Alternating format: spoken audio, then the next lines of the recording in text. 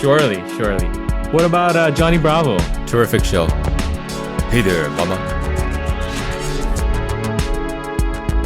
Welcome, everybody, to another episode of Recreational Science, the podcast where we explore creativity in science by examining some of the funniest, wackiest, and most provocative studies ever done. I'm Lou. And I'm Tirth. Listeners, come with us on this journey, okay? Oh. This journey, we're two loosey-goosey scientists discuss loosey-goosey science. I like that. Loosey-goosey, yeah. Yeah, like lefty-righty. Wait, no, it's lefty-loosey, righty-tighty, right? No idea what you're talking about.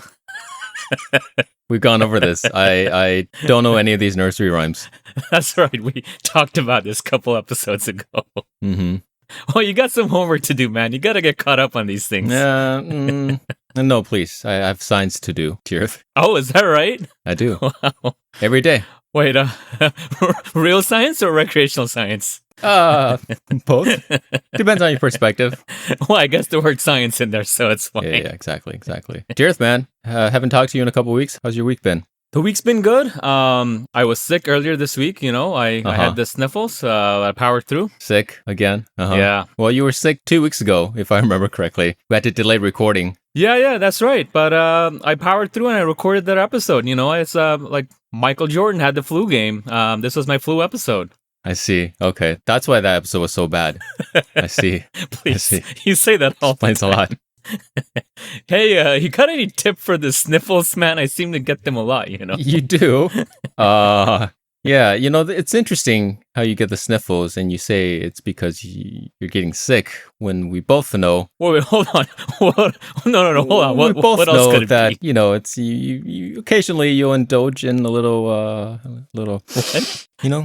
No, Yeah. I don't know. Can you spell it out for us, We had an please? episode about this. We We did? like 2 episodes ago. You know, the bees with the... Oh yeah, with the honey, Yeah, No, I'm not sniffing honey. Okay. Okay. That's... I think it's best to leave that alone. Okay. Best to leave that alone. Okay, let's leave that alone. You're right.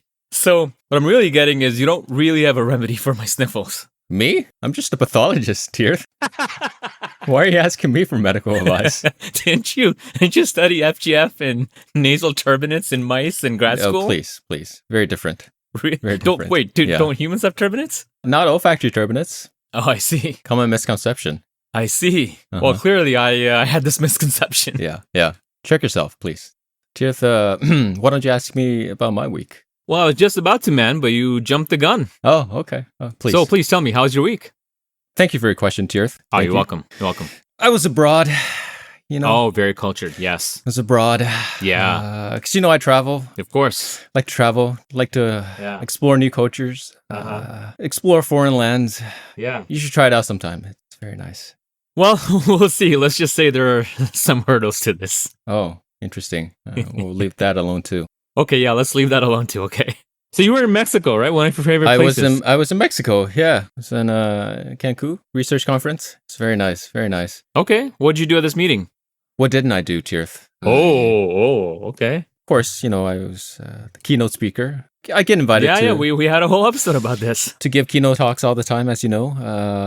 So, of course, I blew everyone away with my talk. Oh, of course. Very, very well received. Wow. Very well received. Wow. I've heard I'm going to get a very nice award in the near future for this work. Wow. Yeah, well, I'm rooting for you, buddy. Thank you. Well, Tirth, yeah. A couple of days ago, I emailed you a questionnaire. I never do this. We never prepare for the podcast, but No. I sent you a questionnaire in preparation for today's podcast. Yep. Now, you filled out this questionnaire. Wait, how's that possible? Hold on. This questionnaire was just ranking a number of statements. How could I fail that? No, you filled. Oh, I filled it up. Please. Sorry. You hear what you want to hear. I'm just so used to telling me that I failed at something. It's okay. That's common human psychology. It's okay. Yeah, I filled it out. That's right. Now, I didn't tell you what the questionnaire is about. Nope. I didn't tell you what the topic for my paper today is about. That's correct. Which we never tell each other. No, it's on purpose. Haven't filled out the questionnaire. Do you have any idea what it's about and what the topic might be? So, based on the questions that I filled out, I think maybe it's like about the average man or the average person in science, like, or the perception of themselves. Maybe it's about the Dunning-Kruger effect, you know, or like the imposter syndrome. Oh, very interesting. Yeah. I'm going to tell you right now you're wrong. Damn. The topic today is men. Men. Okay. We're very gross creatures, aren't we, Tirth? Oh, absolutely. 100%. Very gross. 100%. There's nothing to like, really. No. Very disgusting. We're terrible people. Yeah, we're absolutely. full of ourselves. We're idiots. Dumb. We do dumb stuff. And we do this thing called mansplaining. Have you heard about this? You know what I'm talking about? Yeah. Mansplaining. You know what mansplaining? Yeah, it's when a man Mansplaining explains. is when a man condescendingly explains a concept to another person, usually a woman, but could be another man, regardless of whether or not the explanation is needed, and regardless of whether or not the man knows more about the topic than the other person. Do you know about? You heard about this mansplaining? Yeah, of course. Okay, Of course. good. I did. Do you mansplain, Tirth? I try Do you not to. engage in this heinous act? I try not to, but I think we've talked about this part before. Men not only mansplain, but they also manspread, which I do engage in. That's right. Well, listen, man, it's possible. It's possible I've done some mansplaining without realizing. I think that's one of the core features of mansplaining, right? Is that the person doing it doesn't even realize that they're doing it. The man doesn't know. Yeah. Exactly. It's not intentional. It's just part of how we communicate and how we perceive the world. Yeah. Disgusting. That's right. Of course, I don't mansplain because we've been over this. You know, I drive an electric car. You know, I don't partake in toxic masculinity. No. You know, I use fabric softener. I moisturize. Wow. Moisturize every day. Wow. I order rose matcha lattes with oat milk. Easier on the tummy. I don't even know what that is. At the cafe, out in public. I don't care who knows. Hey, do you also use a separate conditioner and a shampoo, or do you use one of those 5-in-1? Thank you for asking. My shampoo and my conditioner, separate bottles. Wow. You probably use that 2-in-1 crap, don't you? 5-in-1, man. 5-in-1. 5-in-1. Not 2-in-1, 5-in-1. What is that? Body wash, toothpaste, and shaving gel? Shaving gel, shampoo, conditioner. Yeah, that's right. Wow. Saving so much money, man. LA is expensive, you know. They don't pay us that much. Wow. It's amazing the versatility of these men products. I bet a man came up with it. Yeah. You know what I do love doing, though? Instead of mansplaining, I love teaching people facts about their culture. Mm-hmm. I love doing this. I'll tell them, too. I'll tell them, let me teach you something about your culture. Hey, did you do this at the at the conference in Mexico? Did you teach them about their culture? Oh, of course. Well, that's the one thing I didn't like about Mexico. My Mexico trip was everybody at the hotel spoke English. And you try speaking to them in Spanish. Exactly. But they didn't speak Spanish. You know, I would say something simple like, estoy segundo más caliente manzana también. Right. You know, very basic Spanish. Yeah. They would have no idea what I'm Basic. talking about. Wow. They would just stare at me and reply back in English. Oh, do you think this is because they were thinking this man is an idiot? Or they were thinking this man is way too cultured for us? No, I think they just didn't speak Spanish. I see. Yeah. It's very disappointing. You know, I go there for the culture. To explore a new culture, be in a foreign land. Yeah, you don't want to be the ugly American. Speak some Spanish, but no, they didn't. But no. This is what I do. This is what I like doing to people, you know, because I want people to understand their culture. So, for instance, Tirth, did you know that India is the most populated country in the world?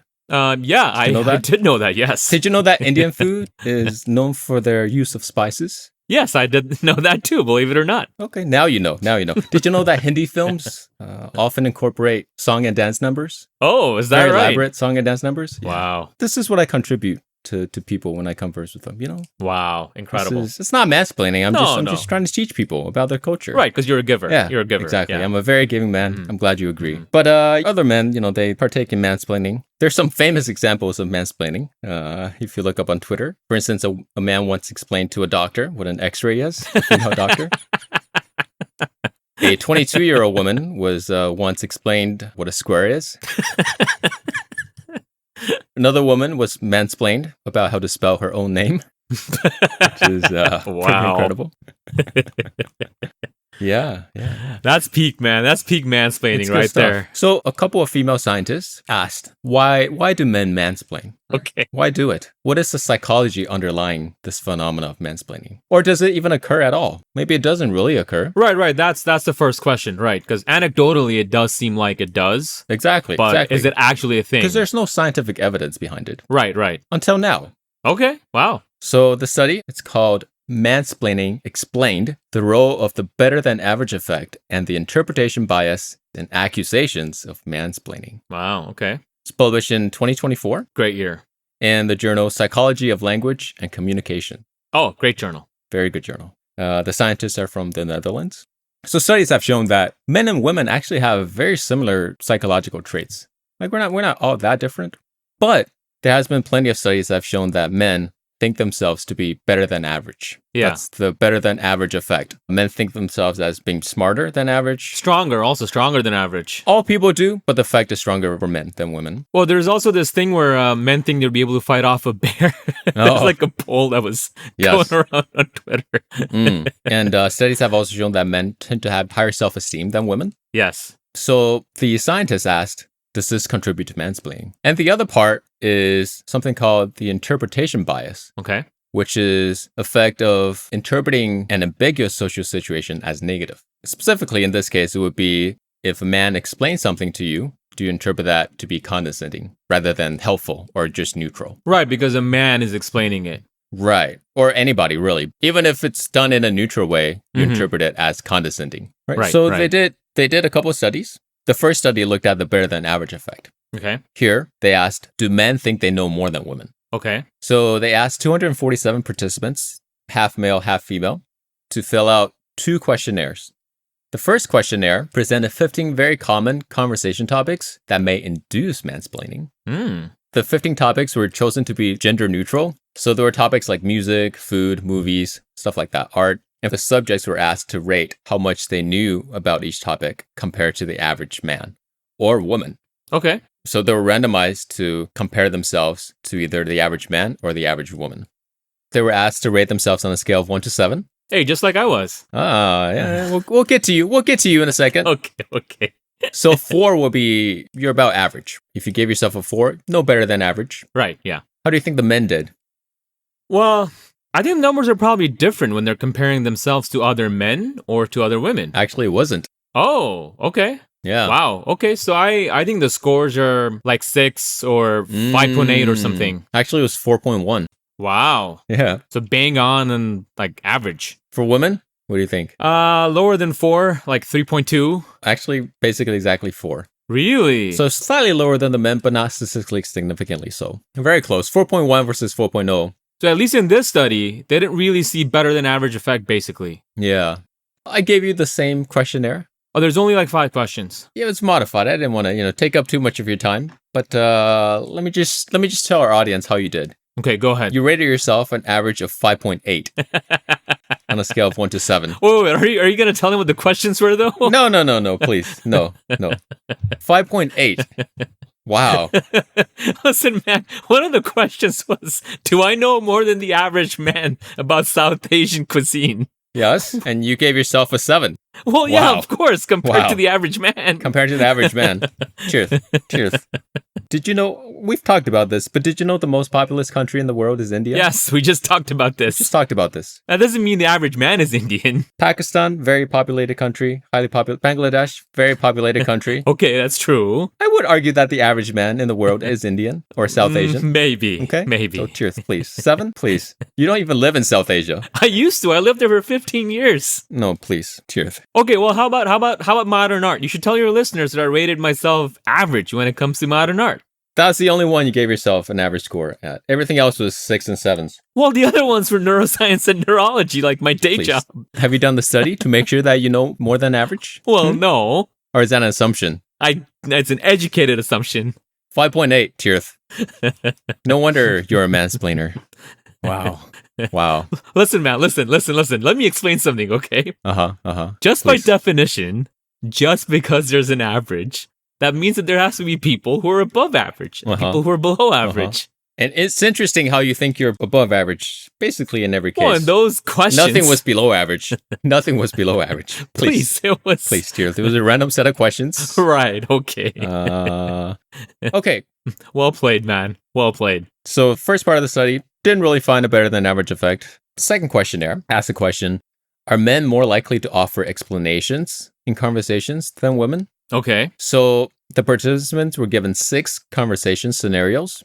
For example, a friend tells you that they bought an electric bike. And the subjects were then given 3 possible responses to that scenario and asked to rate how likely they're to give each response. Each one. Got it. The 3 responses always included a response that gives an explanation or advice. In this case, it would be, I explained to him that he needs to discharge the battery completely before charging it again. Right. Another response is one that requests more information. Mm-hmm. In this case, it would be, I ask him where he bought the bike. Right. Third response is a supportive response. I tell him that I am happy for him. Very supportive. Yes. Again, the gender of the conversant in the scenario is either male or female. It's randomized. Mm-hmm. So they found that men were not more likely to give the explanation response than women, regardless of the gender that's being explained to. Oh, wow. However, they did find that subjects who thought they were better than average from the first questionnaire were more likely to explain. Got it. That's pretty good. I also gave you this part of the questionnaire. Yes, you did. 3 questions. Yep. For the responses that offered an explanation, your average score across the 3 questions was a 3. Yeah, below average. On a scale of 1 to 7. So, yeah, pretty good. You don't like to explain. Okay. I'm not a mansplainer, like I said. The request for information response, your average score was 5.7. See, I always want to know more. I'm a good scientist. Like a good scientist. Very good. And then being supportive, the response that's supportive, your average score was only 3.7. Below average. Not very supportive, which is very unfortunate. This is what I tell you all the time, man. You gotta think about other people. Maybe you're rubbing off on me, man. I don't know. No, please. I don't know what you're talking about. I'm a very giving man. We talked about this earlier. Well, do you want to tell the listeners what the questions were, or no? No. I'll post a screenshot of Tirth's response on Instagram. Yeah. For our listeners. With my reply to your email. Yeah. Yes. So the second study is asking the question: is there an effect of interpretation bias? Specifically, are women more easily offended by explanations than men, especially when the explanation is given by men? Mm-hmm. So here, they came up with 10 scenarios to present to each subject. Okay. These scenarios were taken from examples of mansplaining found on Twitter and YouTube. For example, one scenario was, you have had a cycling accident and are now in the hospital. Your friend Peter visits you and tells you that you should have kept your bike steady to avoid accidents. Come on. And then for each scenario, they were asked to choose whether the response is helpful or condescending. Right, okay. And again, they randomized whether it's a male or female who's saying it. So in this case, it was Peter, but in another case, it would have been like Amanda or something. So this scenario was actually adapted from a tweet by someone named Emiek van Vleuten, who's a female Olympic cyclist who tweeted that she's in the hospital after a bike accident. And a Twitter user responded, "First lesson in bicycling, keep your bike steady." That's amazing, man. What do you think the results were, Tirth? Basically, they compared male participants versus female participants to see who's more likely to say that the response is condescending. Well, let's tackle it from the other way, right? I would say if the participants were told that the person speaking this is a man, they're more likely to say it was condescending. Yeah, that's true. So basically, if it's a man, of the 10 scenarios, on average, 5.6 of the 10 responses were thought of as condescending or negative. So slightly more than average. If the responder was a woman, it was more like 5.1. Okay. Okay, but what about the main question, which is... Oh, right. Did men or women... Are women more likely to be offended by the explanations? Right. I don't think so. I actually think I would say men would think that other men... Oh, because they have big egos, you think, maybe. Right. I think they have a chip on their shoulder. Yeah. Actually, men on average thought 5 out of the 10 scenarios were condescending, whereas women thought 5.7 were condescending. Oh, so it's flipped. So female were more likely to find the responses to be condescending. Yeah. Wow. Yeah, which actually was statistically significant. Interesting. Anything to... I don't have anything to add to that. Tirth, you have anything to... How would you interpret that? How would you... I don't have anything. For me, please. You son of a gun. You're putting me on. I see what you're doing. How do you interpret this? Listen, I'm going to do this knowing fully well what I'm walking into. Okay? Okay. Just for the content. I want you to know I'm doing this for the content. So I would interpret this actually as, first of all, I want to make a comment. The scenario you gave me about the person on Twitter, that could just have been a joke, right? People on Twitter are insane, okay? Some of the stuff they say on there is completely unhinged. True. It's a socially ambiguous scenario, which is what they're going after. Fair enough. Yeah. So I would say, I would interpret this to say that women in general in socially ambiguous or open situations are more likely to perceive something being explained to them as slightly more. 5.7 out of 10 versus 5 out of 10. Right, as being condescending. No, and then the effect to me doesn't seem strong enough to sort of get at the core question that the authors are asking, right? Like, is mansplaining a thing because women are easily offended or not? I'm not sure any of this really answers that question. Yeah. But, I had some criticisms. One of them is that the subject pool may not be representative of the general public. Right. In fact, most of the subjects are chosen from the first author's immediate social circle. They might be scientists, they might be PhD students or whatever. Right. And actually, most of the people in her social circle were female. Makes sense. So to get more male participants, they went to another source. They went to the internet. So the male versus female population, not comparable. Potentially different groups of people. Yeah, different people. Difference. Right. And they also said this, but there might not have been many mansplainers in the subject pool. Right. So the amount of mansplaining that we see could be due to very, very few mansplainers out there. Yeah, like the outlier effect. And also, this doesn't say that mansplaining doesn't exist in real life or does exist in real life. Yeah, for that, you really need like an observational study. But interesting, right, Tirth? Interesting. Next time someone accuses you of mansplaining, you have an excuse. Right? Please. Right? Again, this isn't my interpretation. This is essentially what you said. Yeah, I mean, I think there's a term for that. It's called gaslighting. No, please. Data, Tirth. No. Again, yeah. I'm not saying any of this is, I have no interpretation for this study. This is all you. This is this is good for you. Yeah, yeah, you love this study, I'm sure. You might even say it's self-explanatory. You don't even have to explain any of it. I don't explain anything, ever. Yeah, why would you? Why would I? Yeah. All right, that's good stuff, man. That's it for me, Tirth. What you got? All right, I got something for you today. Before I get into it, let me pose a scenario to you, okay? We've talked about a bunch of scenarios. Let's say you and I are in your people's land. Let's say we're in China, okay? Oh. Let's say we're in Shanghai, okay? Oh, big city, massive city. Oh, very good city. Well, I've never been there, so I'll take your word for it. Me neither.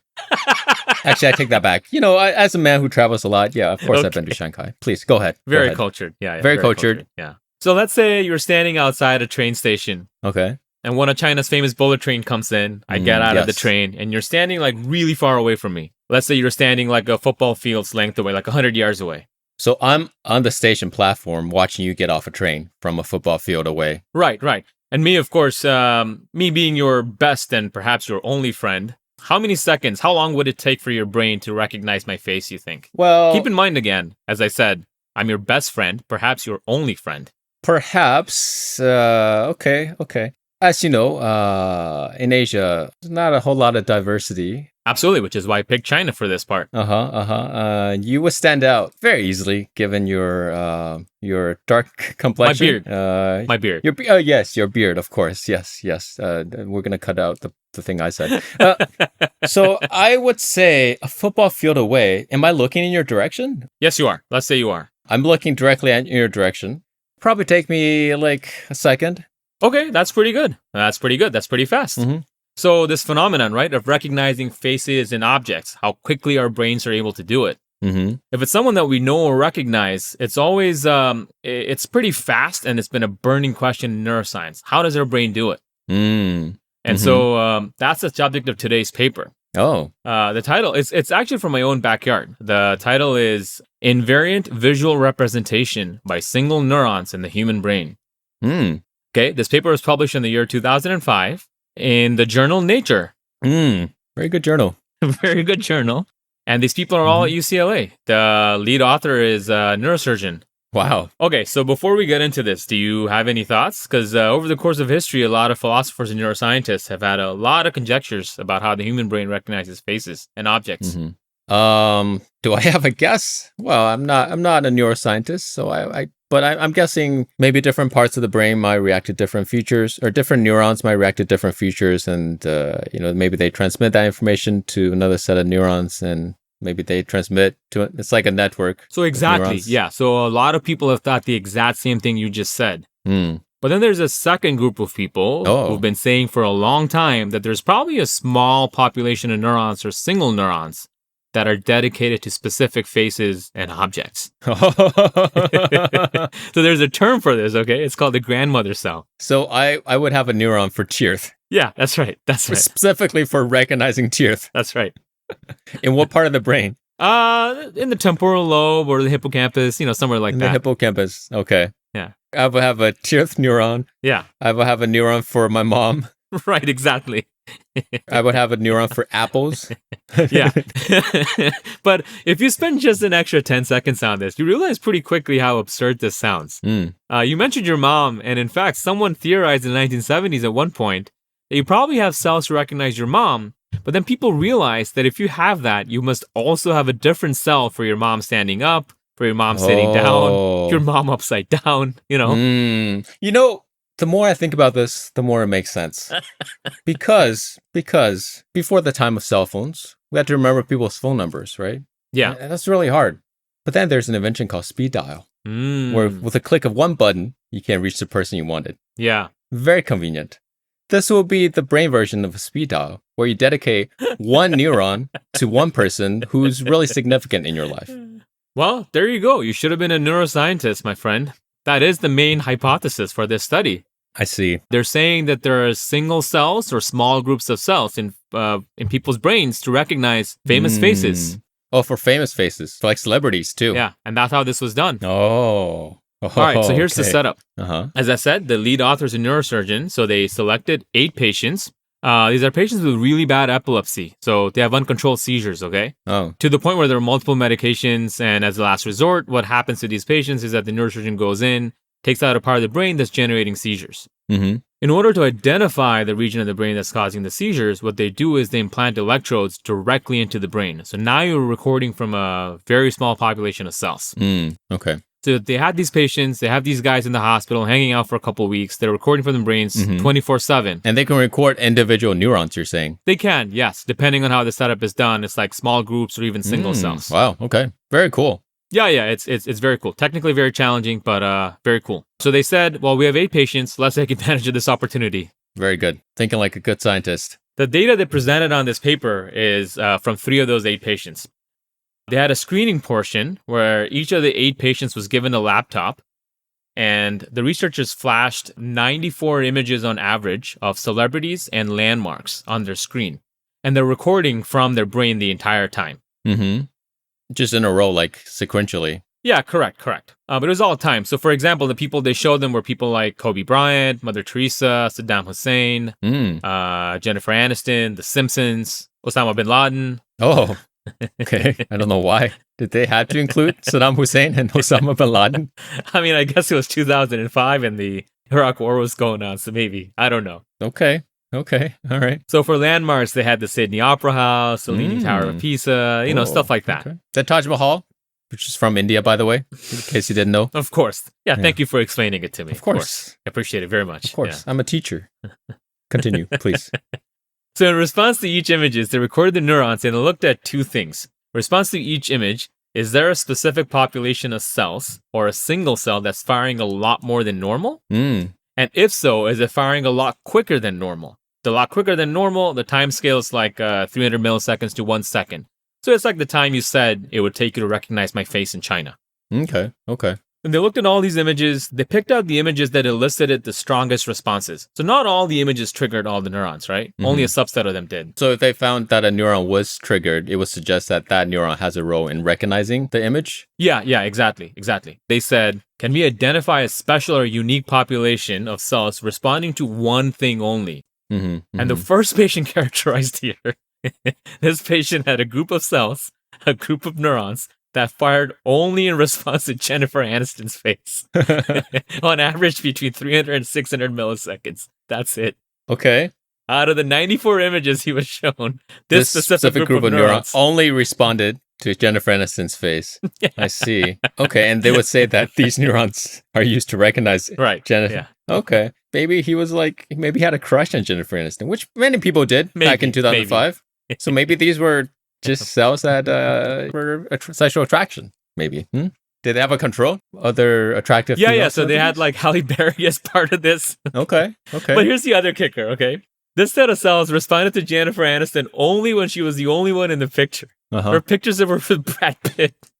Oh, yeah, you don't want that. You don't want to see that. No, you don't want to see that. They did not fire. No. Makes sense. Makes a lot of sense. So these are Jennifer Aniston's cells, okay? But then there's a second patient who only had Halle Berry cells, okay, that only Okay. fired in response to Halle Berry. Wow. And one set of cells that only fired of images of her dressed up in Catwoman, because this is the time when Catwoman came out. I see. A very well-reviewed movie. This man must have been a huge fan of that movie. Yeah, super fan. And not just that, these cells not only fired to images of her, but also just the text. Halle Berry. They had a slide with just her name on it. Just her name? And they responded? Yeah. Oh, okay, but man. here's the control. Image of cats. The same cells respond. I don't think they did that, man. Because maybe they're cat cells. Oh, man. Cat neurons. And then lastly, there was this one person that had neurons that responded to the Sydney Opera House. Specifically. No other structures. No. Not the Eiffel Tower. No. I mean, so right. So these cells may have responded to other things, but this group of cells Very strongly, very consistently, only the Sydney Opera House. That's incredible. I mean, the other two, I can understand. The Halle Berry and the Jennifer Aniston kind of makes sense, I guess, because there could be feelings and stuff. Yeah. But just the Sydney Opera House? What the, was this guy from Australia? It doesn't say. Did he visit Sydney recently? Maybe. Confounding factors. Maybe he was born in the Sydney Opera House. Huh? Maybe he was conceived in the Sydney Opera House. Maybe he lost his virginity in the Sydney Opera House. These questions should have been asked. Yeah, they should. And I'm going to guess you're telling me that they didn't ask these questions. Sadly, no, they did not. Okay. They should have. Maybe he committed a murder in the Sydney Opera House. We don't know. We don't know. But what's crazy is there's a Baha'i temple that kind of looks like the Sydney Opera House. Okay. And these cells also responded to that. Wow. So yeah, and then they have these, other examples like cells responding to the Beatles, only to the Simpsons, Bill Clinton. Nothing as strong as the ones they talked about, the Jennifer Aniston cells and the Halle Berry cells. Wow. So they didn't do any follow-up and ask these people, hey, does this person or this image have any special meaning to you? I don't think so. I wish they had. They should have. What if that guy slept with Jennifer Aniston? We don't know. He could have. He could have. It's LA after all. She could have been his first love. That's true. Right? Yeah, we don't know. We don't know. Yeah. They should have, yeah. Maybe the other guy played Batman in the Catwoman movie. We don't know. We don't know.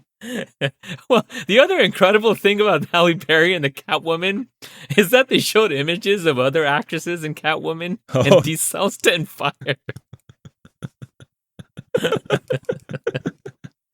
Wow. Okay. Very thorough. That's quite thorough. Yeah, this is good work, man.